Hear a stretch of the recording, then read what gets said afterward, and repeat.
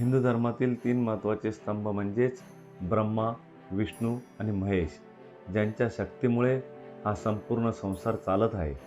ब्रह्मा जे सृष्टीचे निर्माते आहे, विष्णू जे ह्या जगाचे पालनहार आहे आणि महेश जे सर्व काही नष्ट करू शकतात.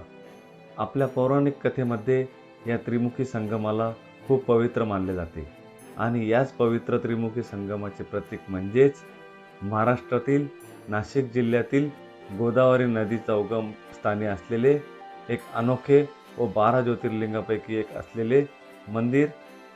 या मंदिराचे सर्वात महत्त्वाचे एक रहस्य म्हणजे इथे असलेले शिवलिंग, जे जमिनीच्या वर नसून ते जमिनीच्या खाली आहे आणि हे मंदिर म्हणजेच त्र्यंबकेश्वर महादेव मंदिर.